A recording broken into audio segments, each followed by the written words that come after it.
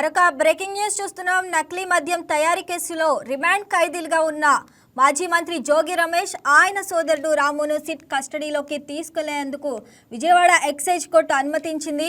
నేటి నుంచి 4 రోజుల పాటు కస్టడీకి ఇస్తూ 6వ అదనపు judicial first class magistrate court న్యాయాధికారి లెనిన్ బాబు ఉత్తర్వులు జారీ చేశారు. ఇక ఈ కేసులో నిందితులకు రిమాండ్ ముగియటంతో నెల్లూరులోని కేంద్ర కారాగారంలో ఉన్న ప్రధాన నిందితుడు అద్దేపల్లి జనార్దన్ రావుతో పాటు జోగి సోదరులు తదితరులను మంగళవారం కోర్టులో హాజరుపరిచారు. ఇక విచారణ జరిపిన న్యాయస్థానం డిసెంబర్ 9వ తేదీ వరకు రిమాండ్ పొడిగించింది. అయితే జోగి సోదరులను కస్టడీకి అప్పగించడంతో విజయవాడ జైలుకు వారిని తరలించారు. ఇక కస్టడీలో మరిన్ని కీలక విషయాలు రాబట్టేందుకు అధికారులు సిద్ధమయ్యారు. రైట్, ఇక దీనిపై మరింత సమాచారం మా స్పెషల్ కరెస్పాండెంట్ బిందు అందిస్తారు. బిందు, చెప్పండి, మరొక 4 రోజులు కూడా కస్టడీ పొడిగించినట్టు తెలుస్తుంది. దాని గురించి అప్డేట్స్ ఏంటి? రైట్ శ్రావణి, ముఖ్యంగా చూసుకుంటే నకిలీ మద్యం కేసులో వైసీపీ నేత జోగి రమేష్ కు పోలీసులు కస్టడీలో తీసుకున్నారు. రేపటి నుంచి 4 రోజుల పాటు కస్టడీకి ఇస్తూ ఎక్సైజ్ కోర్టు ఆదేశాలు జారీ చేసింది. నకిలీ మద్యం కేసులో వైసీపీ నేత జోగి రమేష్ పోలీసుని కస్టడీలో తీసుకున్నారన్న మాట అందరికీ తెలిసింది. అయితే నిన్న చూసుకుంటే విజయవాడ ఎక్సైజ్ కోర్టుకి తరలించినట్టు నేపథ్యం తెలుస్తుంది. రేపటి నుంచి 4 రోజుల పాటు కస్టడీకి ఇస్తూ ఎక్సైజ్ కోర్టు ఆదేశాలు జారీ చేసింది. దీంతో ఈ కేసులో జోగి రమేష్ కు పోలీసులు ప్రశ్నించగా ఈ కేసులో A1 గా ఉన్న అద్దేపల్లి జనార్దన్ రావు, A2 గా ఉన్న అద్దేపల్లి జగన్మోహన్ రావు కీలకంగా వ్యవహరించినట్లు పోలీసులు నిర్ధారించారు.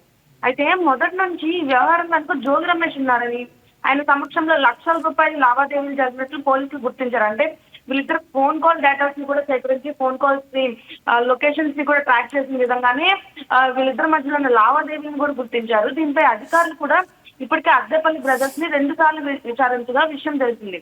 ఆ సమయంలో కూడా ఈ స్కామ్ లో జోగి రమేష్ పాత్రపై జనార్దన్ రావు, జగన్మోహన్ రావు కూడా వాంగ్మూలాన్ని రికార్డ్ చేశారు. ఈ పరిణామాల నేపథ్యంలో జోగి రమేష్ ను 10 రోజుల పాటు కస్టడీ కోర్టు ఎక్సైజ్ కోర్టులో పిటిషన్ దాఖలు చేయగా విచారించిన న్యాయస్థానం 4 రోజుల పాటు విచారించేందుకు అనుమతించింది. మొత్తం మీద నిన్న అయితే ఇద్దరిని కూడా ఎక్సైజ్ కోర్టుకి విజయవాడ ఎక్సైజ్ కోర్టుకి తరలించారు. ఏపీ లిక్కర్ స్కామ్ లో జోగి రమేష్ కీలకంగా వ్యవహరిస్తున్నట్లు పోలీసులు గుర్తించిన విషయం తెలిసింది. ఏపీ ప్రభుత్వం ప్రతిష్టను దెబ్బతీసేందుకు జోగి రమేష్ నకిలీ మద్యం గురించి వార్తలను లీక్ చేసినట్లు తెలుస్తుంది.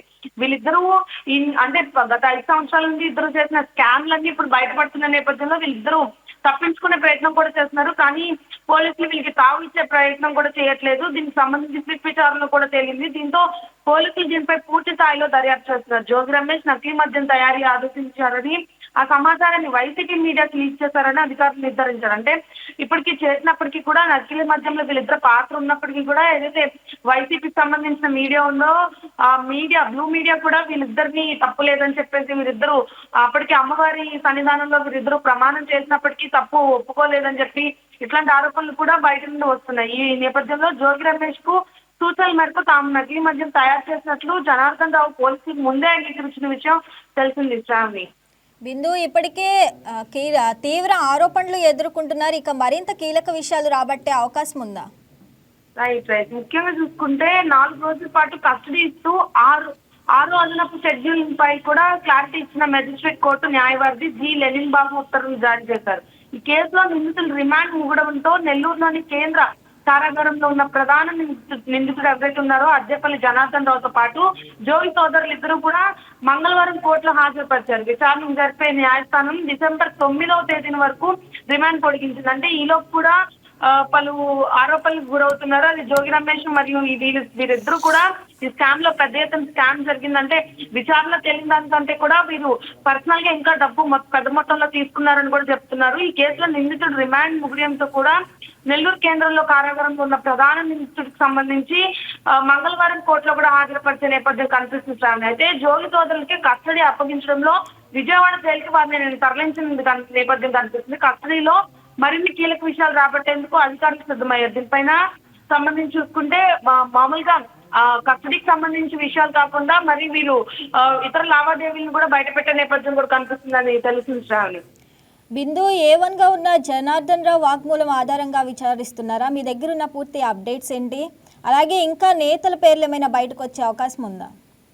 ముఖ్యంగా ఈ కేసుకి సంబంధించి చూసుకుంటే A1 గా అద్దెపల్లి జనార్దన్ రావు ఉన్నారు శ్రావణి, A2 గా అద్దెపల్లి జగన్మోహన్ రావు కీలకంగా వ్యవహరించినట్లు పోలీసులు నిర్ధారించారు. అప్పటికే అయితే మొదటి నుంచి ఈ వ్యవహారం అంతా జోగి రమేష్ ఉన్నారని ఆరోపణలు వస్తున్నప్పటికీ కూడా పోలీసులు దాన్ని సీరియస్ గా తీసుకున్నారు. సీరియస్ గా తీసుకున్న తర్వాత అరెస్ట్ చేయడం, వారిని కస్టడీకి అప్పచెప్పడం ఇవన్నీ జరిగింది. అయితే ముఖ్యంగా ఇప్పుడున్న పరిస్థితుల్లో మాత్రం వీరిని అయితే పోలీసులు A1 A2 గా నిర్ధారించిన నేపథ్యం కనిపిస్తుంది. మొదటి నుంచి ఈ వ్యవహారం అంతా జోగి రమేష్ ఉన్నారని ఆయన సమక్షంలో లక్షల రూపాయల లావాదేవీలు జరిగినట్టు కూడా తెలుస్తుంది. అయితే వీళ్ళ ఫోన్ కాల్స్ డేటాస్ బట్టి కూడా వీళ్ళు ఎప్పుడెప్పుడు ఫోన్ కాల్స్ చేసుకున్నారు, ఎంత మేరకు ఫోన్ కాల్స్ చేసుకున్నారు అనే డేటా కూడా ఉంది. అంటే మొదట్లో వీళ్ళు ఫోన్లు అప్పుడప్పుడు చేసుకునేవారు, కానీ తరచుగా సెప్టెంబర్ నుంచి చూసుకుంటే, సెప్టెంబర్ 2వ తారీఖు నుంచి చూసుకుంటే వీళ్ళు ఫోన్ కాల్స్ తరచుగా అంటే రోజులో ఒక 10-15 సార్లు ఫోన్ కాల్స్ చేసుకున్న నేపథ్యం కనిపిస్తుంది. ఈ ఫోన్ కాల్స్ ముఖ్యంగా ఈ డబ్బుల గురించి లావాదేవీలు అంటే లక్షల రూపాయల లావాదేవీలు జరిగినట్లు కూడా పోలీసులు గుర్తించారు. దీనిపై అధికారులు కూడా అప్పటికి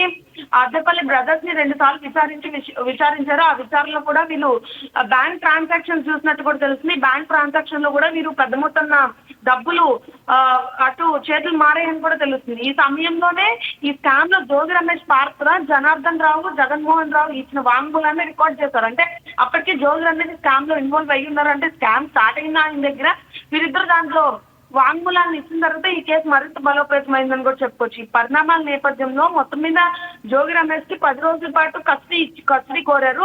ఎక్సైజ్ కోర్టులో నిన్న దాఖలు చేయగా విచారించడానికి న్యాయస్థానం 4 రోజుల పాటు విచారించేందుకు అనుమతి ఇచ్చింది. ఈ 4 రోజుల్లో కూడా కీలకమైన ఇష్యూస్ మీద మాట్లాడి మొత్తం ఈ లిక్కర్ కేసులో ఉన్న కీలక పాత్ర జోగి రమేష్ పాత్ర వ్యవహరించినట్టు పోలీసులు అడిగే క్వశ్చన్స్ కానీ సిట్ విచారించిన దాన్ని బట్టి కూడా ఇదంతా ఒక నివేదిక తయారు చేసి అసలు నకిలీ మద్యంలో ఎంతవరకు అయితే వీరు వార్తలు లీక్ చేసినట్లున్నారో అవన్నీ కూడా విచారించేందుకు ట్రై చేస్తారని ఇప్పటికే తెలుస్తుంది. అయితే సమాచారాన్ని వైసీపీ మీడియా కూడా ఏమని చెప్తుందంటే బయట పుకార్లకు సంబంధించి లిక్కర్ స్కామ్ అనేది అసలు జరగలేదు, అసలు దీంట్లో జోగి రమేష్ పాత్రే లేదన్నట్టుగా బూటకపు వార్తలు ప్రచారిస్తున్నాయి. అంటే న్యాయస్థానం ఒక నివేదికను ఇచ్చినప్పటికీ కూడా వీరు ఇంత అవాంఛనీయంగా కూడా ఈ వార్తలు రాయడం అనేది పూర్తిగా కొంతమంది అయితే ఆరోపణలు ఖండిస్తున్న నేపథ్యం కనిపిస్తుంది. అంటే నకిలీ మద్యం కేసులో జోగి రమేష్ మేరకు తాము నకిలీ మద్యం తయారు చేసినట్లే జనార్దన్ రావు పోలీసులకి ముందే అంగీకరించిన విషయం తెలుస్తుంది. అయినప్పటికీ వీరు మరి తప్పు కప్పిపుచ్చుకోవడానికి ఇవన్నీ చేస్తున్నట్టు కూడా తెలుస్తుంది. శ్రావణి.